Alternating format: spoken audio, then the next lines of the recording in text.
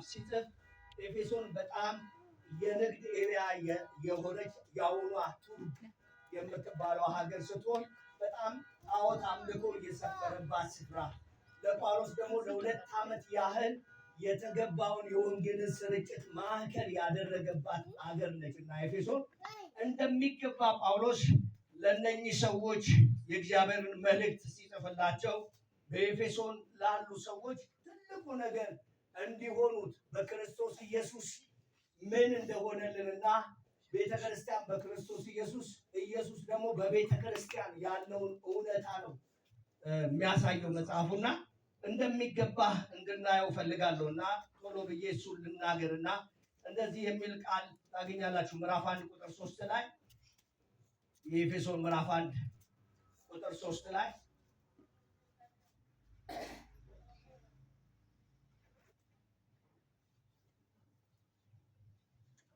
ቁጥር 3 ላይ ከቁጥር 2 ጀምሮ ላንብብ። ከእግዚአብሔር ከአባታችን ከጌታም ከኢየሱስ ክርስቶስ ጸጋና ሰላም ለእናንተ ይሁን ይልና ቁጥር 3 በክርስቶስ በሰማያዊ ስፍራ በመንፈሳዊ በረከት ሁሉ የባረከን የጌታችን የኢየሱስ ክርስቶስ አምላክና አባት ይባረክ ይላል። አሜን በሉ። እስቲ ደግማችሁ አሜን በሉ። ትልቁ ነገር የመጽሐፉ የዚህ የኤፌሶን መጽሐፍ ትልቁ አንኳር መልእክቱ ምዕራፍ 1 ቁጥር 3 ላይ ያለችዋ በሰማያዊ ስፍራ በክርስቶስ ኢየሱስ የባረከን የአምላካችንና የአባታችን የኢየሱስ ክርስቶስ አምላክ እሱ የተባረከ ይሁን ብሎ ይጀምረዋል። እስቲ በደንብ አሜን። እና ትልቁ ነገር እኔ በደንብ እንድናየው ማን ነው የባረከን? እኔ ቁጥር 1 ምዕራፍ 1 ቁጥር 15 ነው በደንብ አድርገን ትኩረት እንድናደርግ የምፈልገው። ግን በዚህ መጽሐፍ ውስጥ ተባርካችኋል ይላል። ተባርካችኋል። እስቲ ተባርካለሁ በሉ። እስቲ በደንብ በሉት። እስቲ እና ተባርካችኋል ሲል የዚህ መጽሐፍ ትልቁ ሐሳብ የኤፌሶን መጽሐፍ ትልቁ ሐሳብ ጳውሎስ ለኤፌሶን ሰዎች በደንብ አድርጎ እየነገራቸው ያለው ነገር ምንድነው? በክርስቶስ ኢየሱስ ተባርካችኋል። እስቲ ተባርካለሁ በሉ። እስቲ በማን ነው የተባረክነው? እስቲ በክርስቶስ ኢየሱስ ተባርካለሁ በሉ። እስቲ በጣም የባረከንን ማን እንደባረከን ማወቅ ትልቅነት ነው። ማን ነው የባረከን? ማን ነው ሊባርክ የቻለው? በሰማያዊ ስፍራ እግዚአብሔር በልጁ በክርስቶስ ኢየሱስ ባርኮናል ስለሚል ተባርከሃል። ወጣም ወረድክም ያ የተባረክንበትን ማንነት መግለጥና አለመግለጥ የኛ ጉዳይ ሲሆን እግዚአብሔር አብ ግን በልጁ በክርስቶስ ኢየሱስ ምን ብሎናል? ባርኮናል። እስቲ ተባረካለሁ በሉኛ። ስለዚህ መጽሐፉ የሚያወራው በክርስቶስ ተባርከናል ይላል ጳውሎስ። በማ ተባርከናል? በክርስቶስ። በነገራችን ላይ ሆናችሁ ዓለም በአጠቃላይ ትልቁ ስህተቷ ምንድነው ሲባል በክርስቶስ ላይ ባለው አመለካከት የሚስቱ ሃይማኖተኞች አሉ። በክርስቶስ ኢየሱስ አማካኝነት የስህተት ትምህርቶች የተደራጁ ብዙዎች አሉ። ትልቁ ሴንተር የእግዚአብሔር አብ ትልቁ ሴንተሩ ማን ነው ካላችሁ ደግሞ ኢየሱስ ነው። እስቲ ኢየሱስ ነው በሉ። እስቲ ወደ መንግስተ ሰማያት በሉ። የገባሁት በክርስቶስ ነው በሉ። ስለዚህ በሰማያዊ ስፍራ እሱ በክርስቶስ ኢየሱስ ምን አለን ይላል? ባረከን ይላል። የተባረክንበት መባረክ ደግሞ የት ነው? እግዚአብሔር አብ በልጁ በክርስቶስ ኢየሱስ የባረከን የት ነው ካላችሁ በሰማያዊ ስፍራ። እስቲ በሰማያዊ ስፍራ በሉ። እስቲ ደግማችሁ በሉ ባካችሁ። ከኔ ጋር አብረን እንድንል እፈልጋለሁና ተባርካችኋል። በክርስቶስ ተባርካችኋል። የት ነው የተባረከው? በሰማያዊው ስፍራ እግዚአብሔር ምን ብሎሃል? ባርኮሃል። እስቲ ተባርካለሁ በሉ። ስለዚህ ኦኬ በሰማያዊ ስፍራ እግዚአብሔር በልጁ በክርስቶስ ኢየሱስ ከባረከን ደግሞ የባረከን እርሱ እንዴት ነው የባረከን? መቼ ነው የተባረኩት ሲባል ገና ዓለም ሳይፈጠር በልጁ በክርስቶስ ኢየሱስ ምን ብሎናል? ባርኮናል። መቼ ነው የተባረከው? ዓለም ከመፈጠሩ በፊት። የእግዚአብሔር አብ እቅዱ ትልቁ እቅዱ በልጁ ነው። መቼ ነው የተባረከው ሲባል ዓለም ከመፈጠሩ በፊት። እስቲ በደንብ አሜን። ስፍራችን የት ነው ሲባል በሰማያዊ ስፍራ። እስቲ በደንብ አሜን። እስቲ እኔ አገር አለኝ በሉ። እስቲ የት ነው አገር? እስቲ በሰማይ በሉ። ኢየሱስ እሱ ያድናል። እንደዛ ከሆነ እንዴት ነው ልንባረክ የቻልነው ሲባል እንዴት ነው የተባረክነው ሲባል በነፃ በክርስቶስ ኢየሱስ እግዚአብሔር ምን ብሎናል? እግዚአብሔር በልጁ በክርስቶስ ኢየሱስ የባረከን እንዴት ባረከ ሲባል በነፃ። እስቲ አጠገባቸው ላለው ሰው በነፃ ተሰጥቷል በሉ። በምንድን ነው የተሰጠን? በነፃ ነው የተሰጠን። እኔ አሁን በደንብ አድርጋችሁ ኤፌሶንን በደንብ በአጭሩ እንድታውቁልኝና ከዛ በኋላ ላይ ምዕራፍ 1 ቁጥር 15 ነው የምጀምርላችሁ። ዛሬ እግዚአብሔር አምላክ ቅድም ወንድማችንም ሲል ነበር፣ እግዚአብሔር አምላክ ዛሬ አይኖቻችንን ያበራል። የህልም ፍቺዎቻችንን ይሰጠናል። እስቲ በደንብ አሜን በሉ። እስቲ አይኖችን እግዚአብሔር ያበራል በሉ። ኢየሱስ እሱ ያድናል። ይኸውላችሁ አንድ ምዕራፍ 1 ቁጥር 20 ላይ እንደዚህ የሚል ቃል ታገኛላችሁ።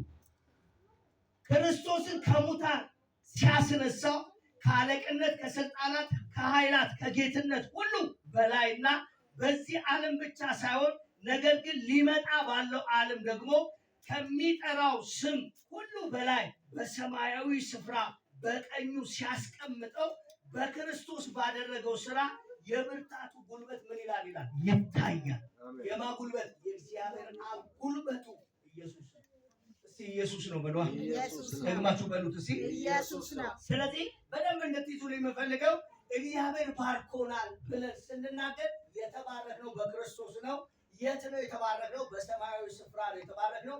መቼ ነው የተባረክነው ሲባል ዓለም ሳይፈጠር በፊት እግዚአብሔር በልጁ በክርስቶስ ኢየሱስ ምን ብሎናል? ባርኮናል። በደንብ አሜን። ይህን ባርኮት በጾም ጸሎት አታመጣውም። እግዚአብሔር አብ በልጁ ሰጥቶካል። እስቲ በልጁ ተሰጥቶኛል በል። እስቲ በደንብ አሜን በለኛ። እስቲ ደግሞ አሜን በለኛ። ጂኒው የተወጋ ይሁን። ስለዚህ በደንብ አድርገን በሰማያዊ ስፍራ የሚለው በመጽሐፍ ቅዱሱ በዚህ በኤፌሶን መጽሐፍ ላይ 5 በሰማያዊ ስፍራ ብሎ የሚናገራቸው ቃላቶች አሉና ማን፣ የት፣ መቼ፣ እንዴት ነው የተባረክነው የሚለውን በግልጽ እና ደግሞ ምንድነው የተባረክነው ስንል ደግሞ መንፈሳዊ በረከት ምንድነው የተካፈልነው? መንፈሳዊ በረከት በልጁ በክርስቶስ ኢየሱስ እግዚአብሔር አብ ምን አካፈለን? ምንድነው የሰጠን ሲባል መንፈሳዊ በረከት። እስቲ በደንብ አሜን በሉ። እኔ መንፈሳዊ በረከት ተካፍያለሁ በሉ።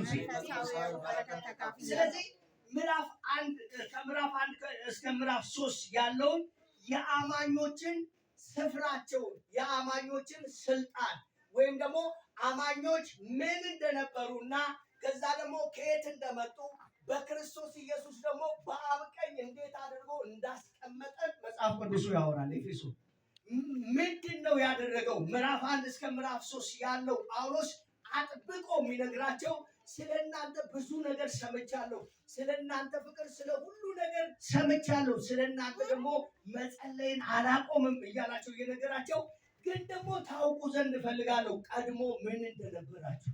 እዚህ በደንብ አሜን። ቀድሞ ምን እንደነበራችሁ፣ በዛ በድቅድቅ ጨለማ እንዴት እንደነበሩ፣ ጸባያቸው ትክክል እንዳልነበረ፣ አባታቸው ዲያብሎስ እንደሆነ፣ የዚህ ዓለም ሲስተም ሁሉ ከነርሱ ጋር እንዳለ። እዚህ በደንብ አሜን። ቀድሞ ሳደብ ከሆነ አሁን አልሳደብም ማለት ነው። እዚህ በደንብ አሜን። መጽሐፉ ነው የሚለው ከኔ ጋር ቀድሞ ምቀኛ ከሆንክ አሁን ምቀኛ መሆን የለብህም። በክርስቶስ ኢየሱስ ተሽሎና አሜን። እዚህ በደንብ አሜን ብሎ ቀድሞ በፊት የነበረን ባህሪ፣ በፊት የነበረን ከዲያብሎስ ጋር የነበረን ጓደኝነት ወይም ደግሞ ጥምረት ወይም ደግሞ አባትነት አሁን ከኛ ጋር የለም። ለምን ሲባል በሰማያዊ ስፍራ የልጁን መልክ እግዚአብሔር ምን ብሎናል? አካፍሎናል። እስቲ ተካፍያለሁ በሉ። ኢየሱስ እሱ ያድናል። ስለዚህ ከምዕራፍ 1 እስከ ምዕራፍ 3 ያለውን የአማኞች አመጣጣቸው እንደገና ደግሞ ከየት እንደመጡና ምን መኖር እንዳለባቸው ያወራቸዋል። ምዕራፍ 1 እስከ ምዕራፍ 3 ምዕራፍ 4 ላይ በህይወታችን እንዴት አድርገን መኖር እንደሚገባ ነው። ኤፌሶን ወደ ርዕሴ በደንብ አልገባውም ገና፣ ግን በደንብ ኤፌሶን ማነች የሚለው ነገር በደንብ እንድትረዱት። እስቲ በደንብ አሜን። እስቲ ደግማችሁ አሜን በሉ። አንዳንዴ ኩራት የሚሰማን ሰዎች ካላችሁ ኤፌሶን ምዕራፍ 2 በደንብ አድርጋችሁ አንብቡ። ቀድሞ እንዲህ አልነበራችሁ ይለንና ያስጠነቅቃል። ቀድሞ እንዲህ አልነበራችሁ፣ ቀድሞ ይህ አመል አልነበራችሁ፣ ቀድሞ ታሜ እንደ እንደዚህ ጠባይኛ አልነበርክም፣ ተንኮለኛ ነበር ይለኛል መጽሐፉ። እስቲ በደንብ አሜን። ቀድሞ ምን አልነበርክም? አንተ ጥሩ ሰው አልነበርክም። ቀድሞ እንዲህ ነበር። ቀድሞ በጨለማ በድቅድቁ ጨለማ ዓለም ውስጥ ነበር። ቀድሞ ባህሪ ልክ አልነበረም። አሁን ግን እንደዛ አይደላችሁም። እስቲ በደንብ አሜን። የቆላስይስ ጸሐፊው ደግሞ ምንድን ነው የሚለን? አሮጌውን ሰው አውልቃችሁ አዲሱን ሰው ምን ብላችኋል? ለብሳችኋል። እስቲ በደንብ አሜን። እኔ ለብሻለሁ በሉ እስኪ። አዲሱን ሰው ለብሻለሁ በሉ እስኪ። ኢየሱስን ለብሻለሁ በሉ እስኪ። ስለዚህ ለኤፌሶን አበክሮ የሚነግራት የነበሩበትን ሁኔታ በክርስቶስ ኢየሱስ የሆነላቸውን ነገር ሁሉ ያነሳና አለቅነትን፣ ስልጣናትን ሁሉ ሽሮ እንዴት በአብ ቀኝ እርሱ እንደተቀመጠ እና እኛን እንዴት እንዳስቀመጠን እዛው ክፍል ላይ ታገኛላችሁ። ምዕራፍ 2 መጨረሻ ላይ ክርስቶስ የቤተ ክርስቲያን ምኗ ነው ይላል? ራሷ ነው ይላል። እስቲ በደንብ አሜን። ክርስቶስ የቤተ ክርስቲያን ምኗ ነው? ራሷ ነው ይልና ቤተ ክርስቲያን ደግሞ የእሱን ሁለንተና የምታሟላ ሙላቱ ነች። እስቲ በደንብ አሜን። የማንም ሙላት? የክርስቶስ ሙላት። እኔ መገለጫው ነኝ። አሜን። ይሄ የክርስቶስ ሙላት ያልኩት መጽሐፍ። እስቲ በደንብ አሜን። ስለዚህ ሙላቱ ነን። የማን መገለጫ? የክርስቶስ። እስቲ እኔ የክርስቶስ መገለጫ ነኝ በሉ። ከዛ ያው ምዕራፍ 5 እና ምዕራፍ 6 ምዕራፍ 5 ስለ መጸለይ እንዴት እንደሚገባ ሁሉ ከምዕራፍ 4 እስከ ምዕራፍ 5 ላይ ያለውን የኑሮ ዘይቤያቸው እንዴት መሆን እንዳለባቸው፣ እንዴት መኖር እንዳለባቸው፣ ከሰው ጋር ከሁሉ ነገር ጋር እንዴት፣ ከዛ ደግሞ እንዴት መጸለይ እንዳለባቸው፣ በመንፈስ መጸለይ እንዳለባቸው፣ በወይን ጠጅ ምን አትበሉ አትስከሩ እንደሚል ይህ ማባበል ነው ወር ደግሞ ማባከን ነው እንደሚል መጽሐፉ ምን ማድረግ እንደሚገባቸው ካወራቸው በኋላ ከዛ ደግሞ እስከ ምዕራፍ 6 ቁጥር 10 ድረስ እንዴት ደግሞ መዋጋት እንዳለባቸው ያወራቸው፣ ማዛመድ ከህይወታቸው ጋር። እስቲ በደንብ አሜን። ክርስትና በሉ እስቲ። ክርስትና ተቀብያለሁ ብቻ ሳይሆን መኖርም ጭምር ነው በሉ እስቲ። በደንብ በሉ። መኖርም ጭምር ነው በሉ እስቲ። በፊት እኛ ሰፈር በጣም አስቸጋሪ ትያለ በጣም አስቸጋሪ የምትባል ዓለሚቱ ነበረች እና ያቺ ዓለሚቱ በጣም ነገረኛ ነች። ሰፈር ውስጥ መጣች ከተባለች ዝም ማለት ወይ ምናምን ማይል የለም። ግን ደግሞ ድንገት ማንንም የማይፈራው ገጠማትና ወሰዳት፣ ሞተች። ያቺ ዓለሚቱ እንደቀድሞ ትታሰባለች? አትሳሰሩ። ለምን ሞታለች? አትሞታም። ሞትም ከኔ ጋር ናችሁ ልጆች እያጫወታችሁ ያላችሁ ከኔ ጋር ሁኑ። ስለዚህ በደንብ ስሙኝ። ይኸው በክርስቶስ ኢየሱስ ማንነት እኛ ሞተናል። እስቲ በደንብ አሜን። መሳደብ አንችልም፣ መማታት አንችልም፣ የሆነ መፈራገጥ አንችልም። ለምንድን ነው ሲባል በክርስቶስ ኢየሱስ ማንነታችን ተወስዷል። እስቲ በደንብ አሜን። የቀድሞ አመላችን እዛ ተቀብሯል። በምን? በክርስቶስ ኢየሱስ አማካኝነት በጉድጓድ ተቀብሯል። አሁን አዲስ ፍጥረት። እስቲ በደንብ አሜን። ማንም ሰው በክርስቶስ ኢየሱስ ቢሆን አዲስ ፍጥረት ነው ይልና አሮጌው ነገር አልፏል፣ ሁሉም በክርስቶስ አዲስ ሆነ። እስቲ በደንብ አሜን። አጠገባችሁ ያለውን ሰው እያያችሁ የቀድሞ አመል አለ እንዴ?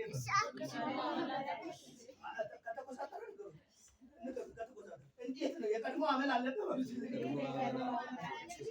አንዳንዱ አይኑ ላይ ያስታውቃል። የቀድሞ ካለበት አይሁት ሊቆሳተርባችሁ ከቻለ የቀድሞ አለ ማለት ነው።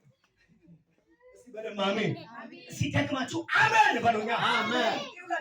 ክርስቲያን እንደ ክርስቲያን የተጠራንበት ማንነት የብርሃን ልጆች ተብለን ተጠርተናል። የማን ልጆች? የብርሃን ልጆች። ስለዚህ የቀድሞ ባህሪ የቀድሞ ማንነታችን ካለ እንድንጥር ዛሬ ማለዳ እግዚአብሔር ያሳስባል። አሜን።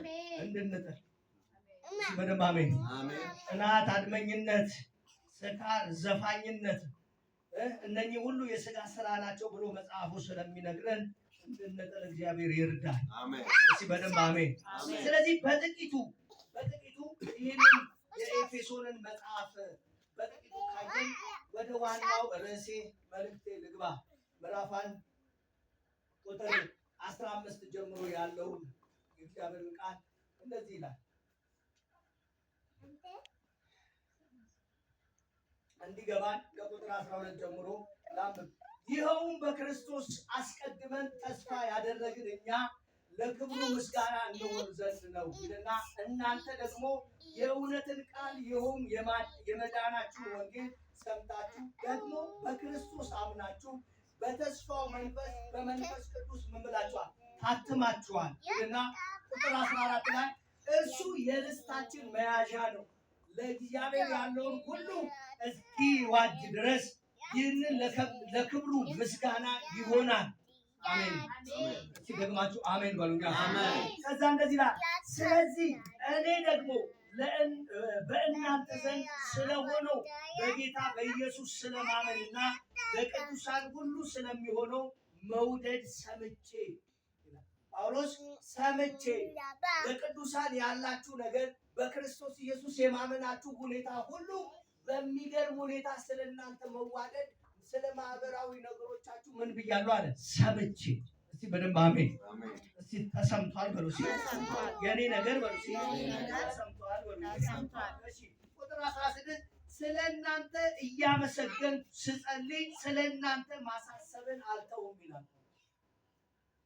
ስለ እናንተ መልካምነት ሰምቼ ስለ እናንተ የሚገርም ሁኔታ ፍቅራችሁን ሰምቼ በእግዚአብሔር አብ ፊት ደግሞ እያመሰገንኩኝ ማሳሰብን አልተው። ጳውሎስ ሰምቻለሁ፣ የሚገርም ፍቅር አላችሁ። አሁን ግን እኔ ደግሞ የማሳስበው ነገር አለ፣ አንድ ነገር አለ ብሎ ይናገራል። እሱም ቁጥር 17 ላይ የክብር አባት የጌታችን የኢየሱስ ክርስቶስ አምላክ እርሱን በማወቅ የጥበብንና የመገለጥን መንፈስ እንዲሰጣችሁ እለምናለሁ። እስቲ በደንብ አሜን። ምንድን ነው የሚለው? ጳውሎስ ምን እያላቸው ነው? እኔ ሰምቻለሁ፣ ስለ ፍቅራችሁ ሰምቻለሁ፣ ስላላችሁ ማንነት በክርስቶስ ኢየሱስ ካመናችሁ በኋላ ያላችሁበት ሁኔታ የሚገርም ነው። አመሰግናለሁ። እግዚአብሔር ምን እላለሁ? አመሰግናለሁ። ግን ደግሞ በእግዚአብሔር አፍ ማሳሰብን አልተው። እስቲ በደንብ አሜን። እስቲ በደንብ አሜን በሉ። እስቲ እኔ ጸልያለሁ። ከዛ እንደዚህ ይላል የክብር አባት የጌታችን የኢየሱስ ክርስቶስ አምላክ እርሱን በማወቅ ማንም በማወቅ እርሱ በማወቅ የጥበብንና የመገለጥን መንፈስ እንዲሰጣችሁ በደንብ አሜን እለምናለሁ። የምን የጥበብንና የመገለጥን መንፈስ እንዲሰጣችሁ። እስቲ የጥበብ መንፈስ በሉ፣ የመገለጥ መንፈስ በሉ፣ እንዲሰጠኝ በሉ። ዛሬ እለምናለሁ በሉ። የሚገርማችሁ መጽሐፈ ዳንኤልን በደንብ አድርጋችሁ ስታነቡ ዳንኤል ከብዙዎቹ ከጠንቋዮች፣ ከአስማተኞች፣ ከደጋሚዎች፣ ከሞራ ገላጮች ከሁሉም አለቃ ከተባሉት ሰዎች ሁሉ የበለጠበት ትልቁ መንፈሳዊ ዓለም ምንድነው ስትሉ የጥበብና የማስተዋል የእውቀት መንፈስ አለበት እና የአማልክትን መንፈስ አለበት። እስቲ በደንብ አሜን አሜን። እስቲ ዛሬ በሉ የጥበብ መንፈስ፣ የማስተዋል መንፈስ፣ የእውቀት መንፈስ እግዚአብሔር ይሰጠኛል በሉ። ቅድም በምያቸዋለሁ ተባርከናል። እስቲ በደንብ አሜን አሜን። በሰማያዊ በረከት ምን ብሎናል? ባርኮናል። እንዲገለጥ እንጸልያለን። ጳውሎስ እንዲሰጣችሁ እኔ ጸልያለሁ ለእናንተ ለኤፌሶን ቤተክርስቲያን ብሎ እንደነገራቸው ዛሬ አጥብቀን በዚህ ነገር እንጸልያለን። ማን ይሆን እግዚአብሔር ጥበብ ሰጥቶት መገለጥ በሚሰጠው ዓለም ይሄዳል። አሜን። እስቲ በደንብ አሜን ብሎ አሜን። እስቲ እጓዛለሁ በሉ። ስለዚህ የጥበብና የመገለጥን መንፈስ እንዲሰጣችሁ እለምናለሁ ይልና ቁጥር 18 እስከ 19 ያለውን ይህም የልቦና አይኖቻችሁ ሲበሩ በደንብ ስሙ። ይኸው የጥበብና የመገለጥን መንፈስ እንዲሰጣችሁ እኔ እግዚአብሔርን እለምናለሁ ካለ በኋላ ይህም የልቦና አይኖቻችሁ ሲበሩ ሲሉ ሲበሩ የመጥራቱ ተስፋ የመጀመሪያው አይኖቻችሁ ሲከፈቱ የመጥራቱ ተስፋ ምን እንደሆነ ታውቃላችሁ። ለምን እንደተጠራ ታውቃላችሁ። እዚህ በደንብ አሜን ላንብብላችሁ። የመጥራቱ ተስፋ ምን እንደሆነ በቅዱሳን ዘንድ ያለውን የርስት ክብር ባለጠግነት ምን እንደሆነ ይላል። አንዱ የልቦና አይኖቻችሁ ሲከፈቱ ለምን እንደተጠራችሁ የመጥራቱ ተስፋ ምን እንደሆነ ታውቁ ዘንድ በቅዱሳን መካከል ደግሞ የተሰጠውን የርስት ክብር ምን ትሉ ዘንድ ታውቁ ዘንድ። እስቲ በደንብ አሜን አሜን። እስቲ የቅዱሳን ህብረት በሉ። የቅዱሳን ህብረት ዝም ብሎ አይደለም በሉ። እኔ ተባርካለሁ በሉ። ምን ብለናል እኛ? ተባርከናል። እስቲ እኔ ተባርካለሁ በሉ። ኢየሱስ እሱ ያድናል። ስለዚህ የርስት ክብር ባለጠግነት ምን እንደሆነ ለምናምን ከሁሉ የሚበልጥ የኃይሉ ታላቅነት ምን እንደሆነ ታውቁ ዘንድ ነው። ሶስት ነገሮች ያሳስባቸዋል። የልቦና አይኖቻችሁ ሲከፈቱ ለምን እንደተጠራችሁ፣ ሁለተኛ ደግሞ በህብረት ውስጥ ያለውን የርስት ባለጠግነት ምን እንደሆነ፣ ሶስተኛው የእግዚአብሔር አብ የኃይሉ ታላቅነት መገለጡ ምን እንደሆነ ታውቁ ዘንድ። እስቲ በደንብ አሜን አሜን። ዛሬ በኢየሱስም የእግዚአብሔር ኃይል መገለጥ ምን እንደሆነ ታውቁ ዘንድ አይምሯችሁ ይከፈት። አሜን። እስቲ በደንብ አሜን በለኛ። አሜን። ኢየሱስ እሱ ያድናል። አሜን። ሰይጣንም ሆነ የሆኑ የስህተት አስተማሪዎች ድንግዝግዝታን የሚያበዙብን ትልቁ ነገር ምንድነው ሲባል ኢየሱስ በእግዚአብሔር አብ በክርስቶስ ኢየሱስ የሰጠንን ማንነት እንዳናቅ። ስለዚህ ዛሬ ልንገራችሁ የመጥራቱ ተስፋ ምን እንደሆነ እናውቅ ዘንድ፣ የኃይሉ ታላቅነት ምን እንደሆነ እናውቅ ዘንድ፣ በህብረት መካከል የተገለጠውን የርስት ክብር ምን እንደሆነ እናውቅ ዘንድ እግዚአብሔር አምላክ አይኖቻችሁን ያብራልን። የልቦና አይኖቻችሁ በኢየሱስ ስም ይከፈቱ። እሺ ይከፈታል ነው። እሺ ኢየሱስ እሱ ያድናል። ጳውሎስ የነገራቸው አጥብቆ የጥበብንና የመገለጥን መንፈስ እንዲሰጣችሁ እኔ እለምናለሁ። ዛሬ እለምናለሁ በኢየሱስ ስም ለሚሰጠው ይሰጥ። አሜን። እዚህ በደንብ አሜን በሉኛ። እዚህ ይሰጠኛል በሉ። ይሰጠኛል። ኢየሱስ እሱ ያድናል። ቁጥር 20 ላይ ክርስቶስም ከሙታን ሲያስነሳው ከአለቅነት፣ ከስልጣናት፣ ከኃይላት፣ ከጌትነት ሁሉ በላይና በዚህ ዓለም ብቻ ሳይሆን ነገር ግን ሊመጣ ባለው ዓለም ደግሞ ከሚጠራው ስም ሁሉ በላይ በሰማያዊ ስፍራ በቀኙ ሲያስቀምጠው በክርስቶስ ባደረገው ስፍራ የብርታቱ ጉልበት ይታያል እና ሁሉን ከእግሩ በታች ምን አለልን? አስገዛልን። ከሁሉ በላይ ራስ እንዲሆን ለቤተ ክርስቲያን ማንን ሰጠ? ኢየሱስን። እስቲ በደንብ አሜን አሜን። እስቲ ደግማችሁ አሜን በሉ። አሜን። እስቲ ለቤተ ክርስቲያን በሉ። እስቲ ለቤተ ክርስቲያን ዋና የሆነው ኢየሱስ ተሰጥቷል በሉ። ስለዚህ ምንም የሆኑ ነገሮች ምንላቸው ነገሮች የቤተ ክርስቲያን ራሷ ኢየሱስ ነው። እስቲ የቤተ ክርስቲያን ራስ በሉ። እስቲ ኢየሱስ ነው በሉ። ስትመላለስ ጠንቀቅ በል በሉ። እስቲ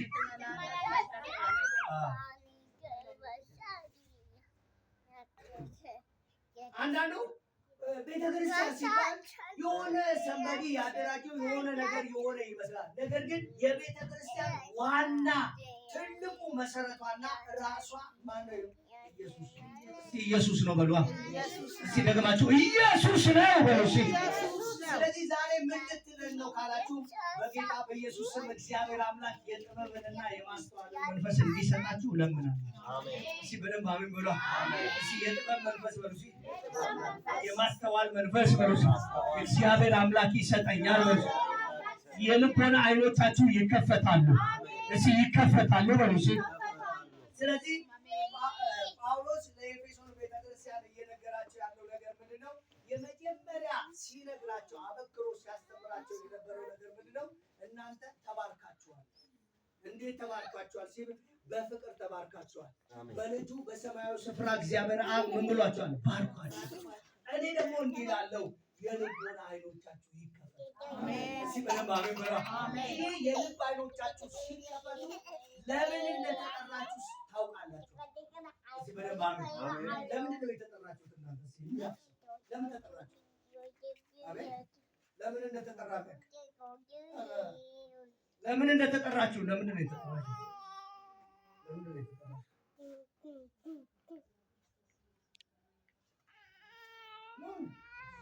ለምን ነው የተጠራችሁ? የልጅ የሆነ ቃል እንዳገለጠ ኢትዮጵያ ውስጥ ስላለ እስቲ በደንብ አሜን በሉ። አሜን።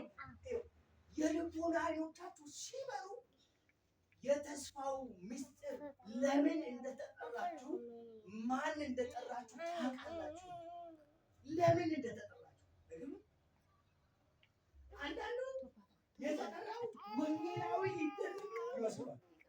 አንዳንዱ ደግሞ ነብይ ተደርጎ እንዲኖር ይመስላል። ኖ